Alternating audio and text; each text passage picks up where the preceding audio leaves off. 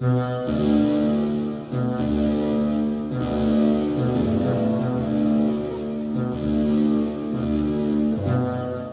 አብ ወወልድ ወመንፈስ ቅዱስ አሐዱ አምላክ። የእግዚአብሔር ቤተሰቦች፣ የእናታችን የእመቤታችን የቅድስት ድንግል ማርያም የአደራ የቃል ኪዳን ልጆች፣ የጻድቁ አባታችን የአቡነ አረጋዊ ወዳጆች፣ እህቶች፣ ወንድሞች፣ እናቶች፣ አባቶች ሁላችሁም በያላችሁበት ሰላም እግዚአብሔር ከእናንተ ጋር ይሁን። እንደምን አላችሁ? እንደምን ከረማችሁ? ቸርነቱን ሳያርቅብን በጥባቆቱ ጠብቆ ጊዜውን ሰዓቱን ባርኮ ቀድሶ እድሜ ለንስሐ ሰጥቶ እዚያ ደረሰን የቅዱሳን አባቶቻችን አምላክ ልዑል እግዚአብሔር ስለማይነገረው ስጦታው ሁሉ አምላካችን ስም የተመሰገነ ይሁን። እንግዲህ እግዚአብሔር ፈቅዶና ወዶ አንድ ብለን የጀመርነውን የአብይ ጾም ሳምንታት ዛሬ 7ኛው ሳምንት ላይ ደርሰናል። ይሄ ሳምንት እንደ ቅዱስ ያሬድ ቀመር ኒቆዲሞስ ተብሎ የተሰየመ ነው። በዚህ ሳምንት እንድናስበው ቅዱስ ያሬድ ያስቀመጠልንን መሰረታዊ ነገር አንስተን እንማማራለን። የምንማማርበት የትምህርታችን ርዕስ በሌሊት ወደ ኢየሱስ መምጣት የሚል ይሆናል ማለት ነው። በዚሁ በዮሐንስ ወንጌል ምዕራፍ 3 ቁጥር 2 ላይ ያለ ኃይለ ቃል ነው። ይሄንን ሳምንት ከኒቆዲሞስ ወንጌሉን እናነብና ከሱ እናነሳለን። ቆይታችን ሙሉ ሳምንቱን ኒቆዲሞስን በማሰብ ከኒቆዲሞስ የምንማራቸውን ነገሮች ማየት፣ ኒቆዲሞስ ማን ነው? ኒቆዲሞስ ምን አደረገ? ምን ተደረገለት? ከዚያስ ደግሞ ከኒቆዲሞስ እኛ ምን እንማራለን? ምን እናገኛለን? ይሄንን ሳምንት 7ኛውን ሳምንት ከኒቆዲሞስ የተማርነውን ትምህርት እየወሰድን እንግዲህ ጾም አብይ ጾምን በመጾም ሂደት ውስጥ እንግዲህ አብይ ኃጢአታችንንም አብረን የምንሰኝበት ትልቅ ጾም ነው። በእያንዳንዱ ሳምንት እያንዳንዱ ሳምንት ላይ እንደ ስያሜው ከስያሜው ከትምህርቶቹ የምንማረውን እየወሰድን ለህይወት የሚሆነውን ነገር እያደረጉ መሄድ እጅግ በጣም መልካም ነገር ነው። በረከትም የሚያስገኘው ውጤት ያለው ጾም እንዲሆን የሚያደርገው እሱ ነው። ስለዚህ የኒቆዲሞስን ታሪክ እናነሳና ኒቆዲሞስ ማን ነው ምንድነው የሚለውን ከተማርን በኋላ ከዚህ ርዕስ ከዚህ ትምህርት ምን እንማራለን እኛ ለህይወታችን የሚለውን የምንወስድ ይሆናል። እግዚአብሔር መንፈስ ቅዱስ ሁላችንን በያለንበት ያስተምረን፣ ይመክረን፣ ይገስጸን ዘንድ የእርሱ አምላካችን ቅዱስ ፈቃድ ይሆንልን። ቅዱስ ጳውሎስ እንዳለ የክርስቶስን ምስጢር እንደሚገባው እናገር ዘንድ ለኔ ጸልዩልኝ እንዳለ በያላችሁበት ጸሎታችሁ ይድረሰኝ። የዮሐንስ ወንጌል ምዕራፍ 3 ቁጥር 1 ጀምሮ እንደዚህ ብሎ ይጀምራል።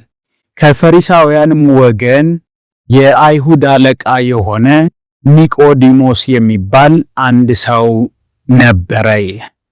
ከፈሪሳውያን ወገን ነው፣ የአይሁድ አለቃ ነው፣ ስሙ ኒቆዲሞስ የሚባል ነው እና በሌሊት ወደ ኢየሱስ ይመጣ ነበር። እዚህ ጋራ መሰረታዊ ነገሮች አሉ። አንደኛ ፈሪሳዊ ነው። ፈሪሳውያን እነማን ናቸው? ፈሪሳውያን በምን አይነት መልኩ እምነታቸውስ ምንድነው የነበረው? በምን አይነት መልኩ ነው የሚመላለሱት የሚለውን የማቴዎስ ወንጌል ምዕራፍ 23 ከቁጥር 1 ጀምሮ ስለ ፈሪሳውያን ጌታችን አምላካችን መድኃኒታችን ኢየሱስ ክርስቶስ በደንብ አድርጎ በዝርዝር አስቀምጧል። ፈሪሳውያን ሕግ አክባሪዎች፣ ሕግ አጥባቂዎች፣ ግን ደግሞ ሕጉን የማይኖሩ፣ ሕጉን የማይተገብሩ፣ ሕጉን የማያደርጉ፣ ስለ ሕጉ ግን ጠበቃዎች ነን የሚሉ ፈሪሳውያን ናቸው የሚሉ ሰዎች ናቸው ፈሪሳውያን። ከዚያ ደግሞ ለሕጉ የሚቆሙ ሕግ ፈርሷል። በኋላ ጌታችን አምላካችን መድኃኒታችን ኢየሱስ ክርስቶስ ራሱ ሲከሰስ ከከሳሾቹ መካከል ፈሪሳውያን ናቸው። ሕግ አፍርሷል፣ ሰንበትን ሽሯል ብለው ከከሰሱት መካከል ፈሪሳውያን ናቸው። አምላካችን መድኃኒታችን ኢየሱስ ክርስቶስም ማቴዎስ 23 ላይ ከአንድ ጀምሮ ምን አይነት ሰዎች እንደሆኑ ይሄ በልብ አፋቸው የሚናገሩ ስለ ሕጉ ጠበቃዎች እንደሆኑ የሚናገሩ ግንም ደግሞ የማይኖሩት ሰዎች በስራቸው የሚክዱት ሰዎች እንደሆኑ ይናገራል። የማቴዎስ ወንጌል ምዕራፍ 23 ከቁጥር 1 ጀምሮ ተመልከቱ። ጻፎችና ፈሪሳውያን በሙሴ ወንበር ተቀምጠዋል። ስለዚህም ይላል ያዘዛችሁን ሁሉ አድርጉ ጠብቁትም፣ ነገር ግን እየተናገሩ አያደርጉትምና እንደ ስራቸው አታድርጉ ይላል። በአፋቸው የሚናገሩ ግን የማይኖሩ ሰዎች። እንደምታውቁት ክርስትና መናገር ብቻ አይደለም፣ ማውራት ብቻ አይደለም። ክርስትና መኖርን ነው። ሕግን ማክበር፣ ሕግን መጠበቅ፣ ሕግን ስለ ሕግ መናገር እየተናገሩ ግን አለማድረግና ሕግን እየተናገሩ ማድረግ በሁለቱ መካከል ክርስትና መኖር ነው። የአፍ የቃል ብቻ አይደለም። ቅዱስ ጳውሎስ ለሮሜ ክርስቲያኖች በላከው መልእክቱ ላይ በምዕራፍ 2 ቁጥር 12 ጀምሮ ሕግ እያለላቸው ሕግን የማያከብሩ ሕግን የማይተገብሩ ሕግን የሚሰሙ ግን የማይተገብሩ ሰዎች በእግዚአብሔር ፊት ጻድቃን እንደማይበሉ በግልጽ አስረም። በእግዚአብሔር ፊት ላይ ሕግን የሚያደርጉ ይጸድቃሉ እንጂ ሕግን የሚሰሙ ጻድቃን አይደሉምና ይላል። ስለዚህ አሁን ስለ ሕግ መማር፣ ስለ እግዚአብሔር ማንነት መማር፣ ስለ እግዚአብሔር ማወቅ እና ስለ እግዚአብሔር መኖር የተናገረውን የነገረንን ቃሉን እየተገበሩ መኖር የተለያዩ ነገሮች ናቸው። መስማታችን ብቻ ወደ ተግባር ካላመጣ ነው ክርስትና ባዶ ነው። መናገርም ዋጋ እንደሌለው እየተናገሩ የማይኖሩት እነዚሁ እንደሆኑ ሲናገር እዚሁ ቅዱስ ጳውሎስ ለሮማ ክርስቲያኖች በላከው መልእክቱ በምዕራፍ 2 ቁጥር 21 ጀምሮ እንደዚህ ይላል። እንግዲህ አንተ ሌላን የምታስተምር ራስህን አታስተምርም? ምን ይነ ፈሪሳውያን የሚያስተምሩ ግን የማይኖሩ ናቸው። ስለ ሕግ የሚናገሩ ግን ሕጉን የማይጠብቁ ናቸው። ለዛ ጌታችን የሚናገሩትን ስሟቸው፣ የሚተገብሩትን ተግባራቸውን ግን አትመልከቱ። በጣም ብዙ ሰው ቤተክርስቲያን ላይ ማለት መምህራንን እናያለን፣ መምህራንን እንመለከት፣ ሰባኪያንን እንመለከት፣ ዘማሪያንን እንመለከታለን፣ አገልጋዮችን እንመለከታለን። በመመልከት ሂደት ውስጥ ተግባራቸውን ተመልክተን ከተግባራቸው ተነስተን የሚናገሩትን የምናቀል ብዙዎች አለን። ትክክል አይደለም። እሱ ትክክል አይደለም። ሰው እንደመሆን ይስታል፣ ሰው እንደመሆን ይደክማል። ንግግሩን ግን መስማት እንደሚያስፈልግ አምላካችን መድኃኒታችን ኢየሱስ ክርስቶስ ነግሮናል። እማን ራስዎን አታስተምር፣ አትስረቅ ብለህ የምትሰብክ ትሰርቃለህ፣ አታመንዝር የምትል ታመነዝራለህ፣ ጣዖትን የምትጸየፍ ቤተ መቅደስ ትዘርፋለህ፣ በሕግ የምትመካ ሕግን በመተላለፍ እግዚአብሔርን ታሳፍራለህ ይላል። ስለዚህ በእናንተ ሰበብ የእግዚአብሔር ስም በአሕዛብ መካከል ይሰደባልና ተብሎ ፈሪሳውያን እንደዚህ ናት እና ኒቆዲሞስ ከፈሪሳውያን ወገን የመጣ ነው። ከዛው ጋር የአይሁድ አለቃ ነው ይላል። የአይሁድ አለቃነቱ ምሁር አይሁድ ስለሆነ ነው። ምሁር አይሁድ ይሄንን በዮሐንስ ወንጌል ምዕራፍ 7 ቁጥር 51 ላይ መመልከት ይቻላል። ጌታ ሲከሰስ በኋላ በሌላ ርዕስም ይሄም ነው እናነሳዋለን፣ እናነባዋለን ከመጽሐፍ ቅዱሱ ዮሐንስ ወንጌል ምዕራፍ 7 ቁጥር 51 ላይ ምሁር አይሁድ ነው። መምህራ እስራኤል ነው። የእስራኤል መምህር ነው። አለቃ የተባለባቸው ምክንያቶች እነዚህ ናቸው። ዮሐንስ ወንጌል ምዕራፍ 3 ቁጥር 10 ላይ መመልከት ይቻላል። በዚህ የተነሳ አለቃ ተብሏል። እሱ ብቻ አይደለም፣ ባለስልጣን ነው። ስለዚህ ኒቆዲሞስን ስናነሳ ኒቆዲሞስ ዛሬ ላይ ዓለምን እየገዛ ዓለምን እያስተዳደሩ ዋሉ ሶስት መሰረታዊ ነገሮች የተሟሉለት ሰው ነው ኒቆዲሞስ። የስሙ ትርጉም እንደነገራችን ላይ ኒቆዲሞስ ማለት ኒቆ ማለት ድል ማለት ነው። ዲሞስ ማለት ህዝብ ማለት ነው። የድል ህዝብ ማለት ነው የኒቆዲሞስ። ሶስቱ ነገሮች አሉት ኒቆዲሞስ። አንደኛ አዋቂ ነው፣ ዕውቀት አለ። ሁለተኛ ስልጣን አለ፣ ባለ ስልጣን ነው። ሶስተኛ ገንዘብ አለ፣ ባለ ሀብት ነው። እነዚህ ሶስቱ ጉዳዮች ያሉት ሰው ነው ኒቆዲሞስ። ዛሬ ዓለም ላይ አስፈላጊ ተብለው የሚነሱ እነዚህ ጉዳዮች ያሉት ሰው ምን አይነት ሰው ነው፣ መመላለሱ ምን አይነት ነው የሚለው የኒቆዲሞስን ታሪክ አይተን ወደኛ ህይወት ስንመጣ የምንመለከተው ይሆናል። ይሄ ነገር ያሉት እነዚህ ሶስቱ ጉዳዮች ያሉት ኒቆዲሞስ በሌሊት ወደ ኢየሱስ መጥቶ በሌሊት ለምን ይመጣል? በሌሊት ለምን መጣ?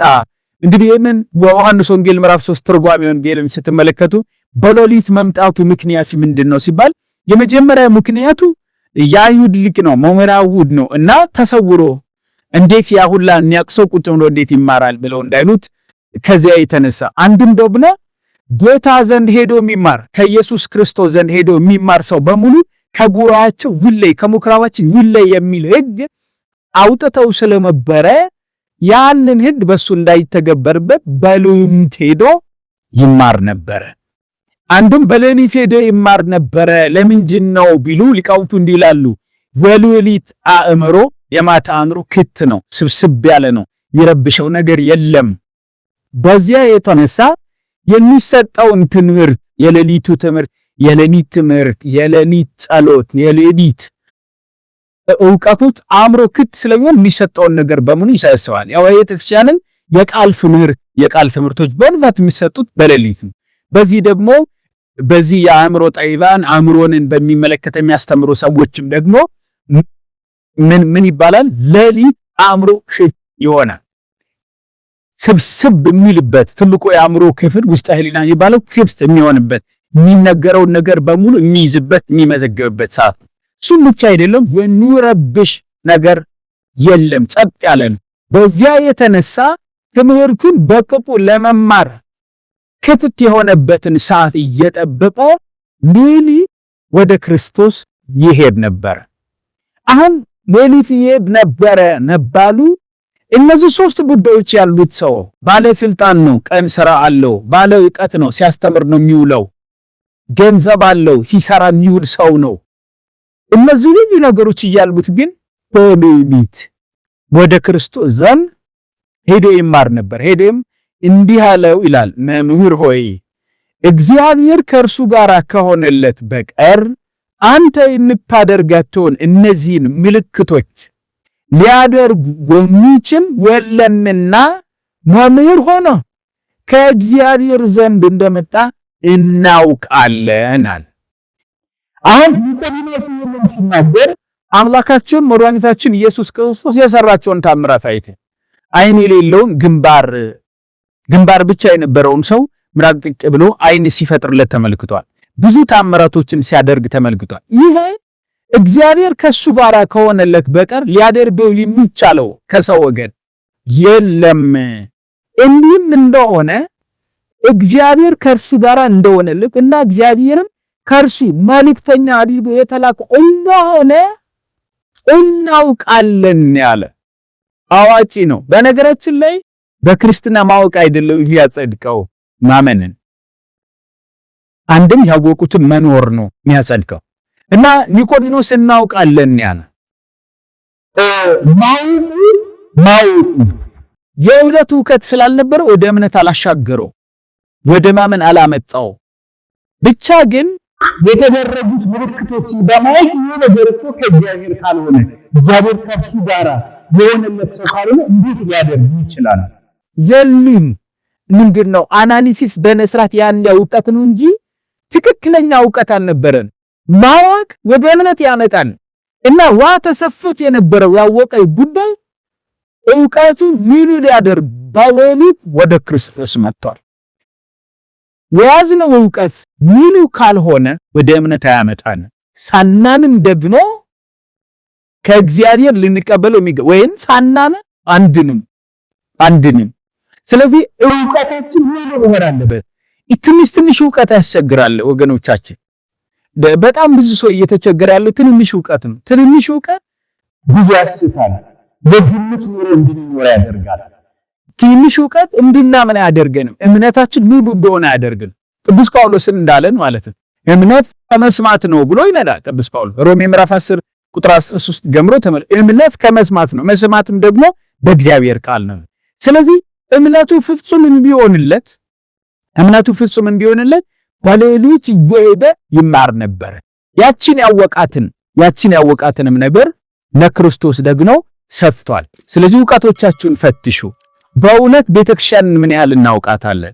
እንደው የስም ኦርቶዶክሳዊ መባልና ኦርቶዶክሳዊነትን ሚሉ ያደረግን ስንቶችን ነው? በመሰረታዊ ይባለውን ትምህርት እንደው ስለ መዳን ያለውን መሰረታዊ ትምህርት 5ቱ አዕማደ ምስጢራትን 7ቱ ምስጢራተ ቤተክርስቲያን መሰረታዊ ይባሉትን ምን ያህል እናውቃለን? ምን ያህል እንረዳለን? ምን ያህል በእነዚህ ጉዳዮች ሙሉዎች ነን? ስለዚህ ጉዳይ ይሄንን ለማወቅ ይሄንን ለመረዳት ወደ ቤተ እግዚአብሔር መገስገስ ይገባል። ባይመችም እንመጣበታለን በኋላ በሌሊት ወንንም ጥጓቂ አመሳለን። ኢየሱስም መልሶ እንዲህ አለው። እሱ ስለ ዕውቀት አወራ። ጌታችን አምላካችን መድኃኒታችን ኢየሱስ ክርስቶስ ደግሞ እንዲህ ብሎ መለሰለት። አማን አማን እብለተ ዘኢተወልደ ዳግም እማይ ወመንፈስ ቅዱስ ይርያ ለመንግሥተ እግዚአብሔር። እውነት እልሃለሁ ሰው ዳግመኛ ከውሃና ከመንፈስ ካልተወለደ በቀር የእግዚአብሔርን መንግሥት ሊያይ አይችልም። ይኸውላችሁ ፈሪሳውያን ዕውቀታቸው የሚያጸድቃቸው መስሏቸዋል። አንዳንድ ጊዜ ዕውቀት የሚያጸድቅ የሚመስለው ብዙ ሰው ነው ያለው። ብዙ በመማር ብዙ በማወቅ ማወቅ ወደ እምነት፣ እምነት ወደ ተግባር፣ ተግባሩ ወደ ላይኛው ካላሻገረን መስማታችን ማወቃችን ብቻ ዋጋ የለውም። በነገራችን አውቀን ልንሰብክ እንችላለን፣ አውቀን ልንናገር እንችላለን፣ አውቀን ወደ ቤተ እግዚአብሔር ልንመጣ ካልተገበርን ዋጋ የለውም። ስሙን ልንጠራ እንችላለን፣ ታምራትም ልናደርግ እንችላለን። በነገራችን ታምራተኛ ያደርጓል ስሙን በመጥራት አላውቃችሁም የሚባሉት ናቸው እናይኖሩት ማለት ነው። ይህን በማቴዎስ ወንጌል ምዕራፍ 7 ቁጥር 21 ላይ አምላካችን መድኃኒታችን ኢየሱስ ክርስቶስ ጌታ ሆይ ጌታ ሆይ የሚለኝ ሁሉ መንግስቱን የሚወርስ አይደለም። እናም በዛን ጊዜ በስሙ ታምራት አላደረግንም ምን ይላሉ? በስሙ አጋንንት አላወጣንም ምን በስሙ አልሰበን አላውቃችሁም ብላችኋል። አውቀውታል፣ ማወቃቸው ወደ እምነት አላመጣቸውም፣ እናም አልተገበሩትም። ስለዚህ አፍየር ላይ ቀር አላውቃችሁ ሂዱ ከኔ ማቴዎስ ወንጌል ምዕራፍ 7 ቁጥር 21 ጀምሮ በሰማያት ያለውን የአባቴን ፈቃድ የሚያደርጉ ተግባር ነው የሚያደርጉ እንጂ ጌታ ሆይ የሚለኝ ሁሉ መንግሥተ ሰማያት የሚገባ አይደለም። በዛን ቀን ብዙዎች ጌታ ሆይ በስምህ ትንቢት አልተናገርንም፣ በስምህ አጋንንት አላወጣንም፣ በስምህ ብዙ ተአምራት አላደረግንም ይሉኛል። እኔን የዚያም ጊዜ ከቶ አላውቃችሁም እናንተ አመፀኞች ከኔ ራቁ ብዬ ተመሰክርባችኋለሁ።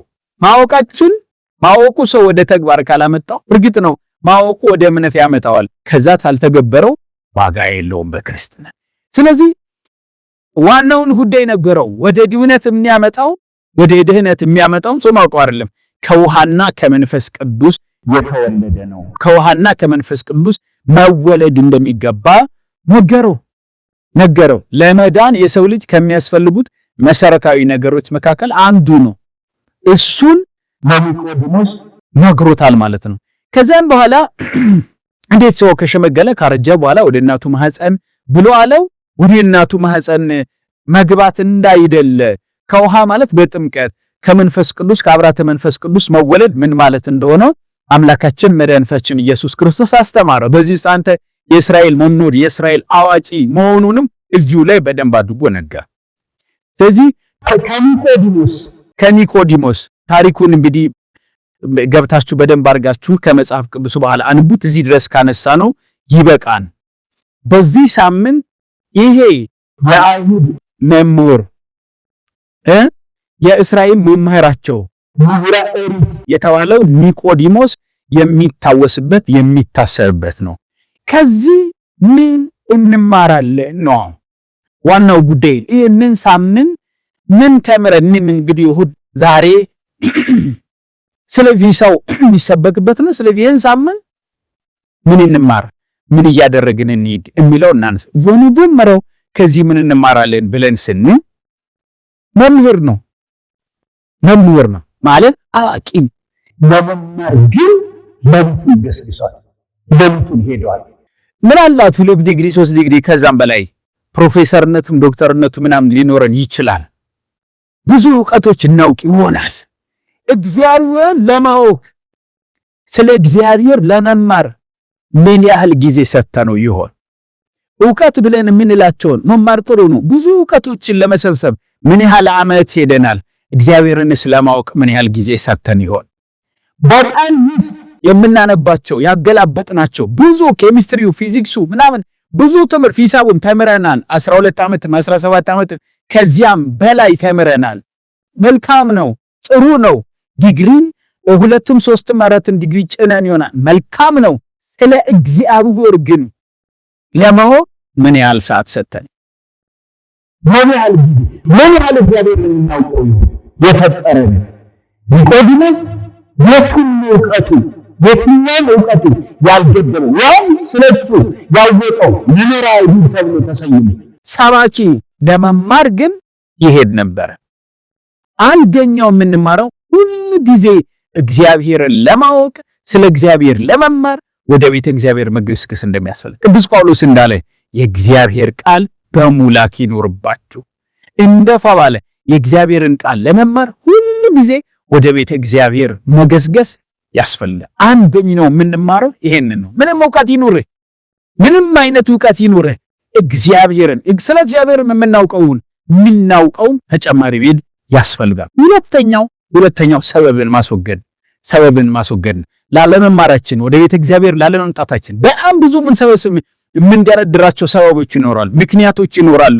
ተማሪ ነኝ፣ ሰራተኛ ነኝ፣ ቤተሰብ፣ ብዙ ነገሮች እንደረድር ይሆናል። ከሰበብ በላይ መሆን ያስፈልጋል። ሰበብን ቃል ሲያስተምር ነው የሚውለው። አስተማሪ ነው፣ አዋቂ ነው፣ ባለስልጣን ነው፣ ብዙ ስራ አለበት፣ ሲደክም ነው የሚውለው። ግን ስለ እግዚአብሔር ለማወቅ እንዲህ ነኝ ጊዜ የለኝም ማለት ሳይል ሌሊቱን መርጦ ከሰበቡ በላይ ሆኖ እግዚአብሔርን ቃል ሰምቷል። ስለዚህ ላለመጾማችን፣ ላለመጸለያችን፣ ወደ እግዚአብሔር ላለመምጣታችን፣ ስለ እግዚአብሔር ላለማወቃችን፣ ከኃጢአት ላለመውጣታችን ብዙ የምንደረድራቸው ምክንያቶች ይኖራሉ። እነዚያ ሁሉ ምክንያቶች ወደ እግዚአብሔር የሚያቀርቡን አይደሉም። ከምክንያት ከሰበብ በላይ መሆንን ያስፈልጋል። ጌታችን እንዳስተማረን የዮሐንስ ወንጌል ምዕራፍ 7 ምዕራፍ 15 ቁጥር 21 ላይ ለኃጢአታቸው ምክንያት የላቸውም። ስለዚህ የምንደረድረው ምክንያት በሙሉ ለሰራነው ኃጢአት ምክንያት የሚሆን አይደለም። ሁለተኛው ከሰበብ በላይ መሆንን እንማራለን። ሶስተኛውና የመጨረሻው እውነተኛ መሆን።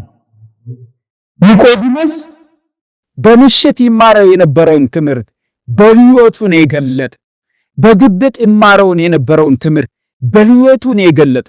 ጌታ ለክስ በቀረበበት ጊዜ ዮሐንስ ወንጌል ምዕራፍ 7 ቁጥር 51 ላይ ስለ ጌታችን ስለ አምላካችን ስለ መድኃኒታችን ስለ ኢየሱስ ክርስቶስ እውነተኛ የሆነ ፍርድ ይፈረድበት ዘንድ በተማረ ትምህርት ባወቀ እውቀት ያንን መሰረት አድርጎ ስለ ክርስቶስ እውነተኛነት የመሰከረ ሰው። ስለዚህ ምንም ይሁን የትሙን ተማሪ ልትሆን ሰራተኛ ልትሆን በየትኛው ቦታ ማንነት ስለ እውነት ራስን መግለጥ። ብዙ ሰው ማንነቱን ለመግለጥ ይፈራል። ዲያቆን ሆኖ ሰንበት ተማሪ ሆኖ ካህን ሆኖ አገልጋይ ሆኖ ስራ ቦታ ሲሄድ ማንነቱን ለመግለጥ ብዙ ሰው ይሰራል፣ ብዙ ሰው ይደብቃል።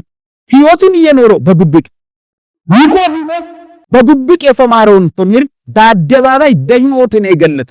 ስለዚህ በዚህ ሳምንት ስለ ማንነታችን፣ ስለ ኦርቶዶክሳዊነታችን፣ ስለ አገልጋይነታችን፣ ስለ ማንነታችን በግልጽ ስለ እውነት እና ስለ እውነት ብቻ የምንቆምበት እሱን እያሰብን ልንሄድ የሚገባን። ይህን በማድረግ ኒቆዲሞስ በጣም መሰረታዊ ነገሮች ተገልጠውለታል። አንደኛ ስለ መዳን ትልቁ ትምህርት ስለ ጥምቀት የተነገረው ለኒቆዲሞስ ነው።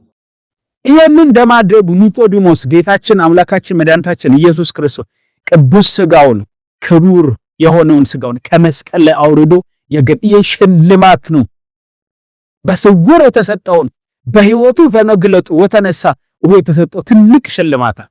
ስለዚህ እንደ አጠቃላይ እንደው አንዲት ሰከንድ ቢሆን ለእግዚአብሔር መኖር መታደል ነው። በእውነት አንዲት ሰከንድ ብትሆን በቀራኒው ላይ ጌታችን አምላካችን መድኃኒታችን ኢየሱስ ክርስቶስን ከመስቀል አውርዶ በክብር የገነዘ የቀበረ ትልቅ ክብር የተሰጠው ኒቆዲሞስ። ስለዚህ በዚህ ሳምንት እነዚህ ነገሮች እየተማርን በኋላ የሚመጣውን ክብር እያሰብን ስለ እግዚአብሔር ቃል መማርን መጠማት ከሰበብ በላይ መሆኑን እና እውነተኛ ክርስትናን መኖር ያስፈልጋል። በሌሊት ሄዶ እንደተማረ በብርሃን እየሄድን የተማርን በሕይወታችን የሚገለጥ ማንነት እንዲኖረን የእርሱ አምላካችን ቅዱስ ፈቃድ ይሁንልን። ከበዓሉ ረድኤት በረከት ይክፈለን። ወስብሐት ለእግዚአብሔር።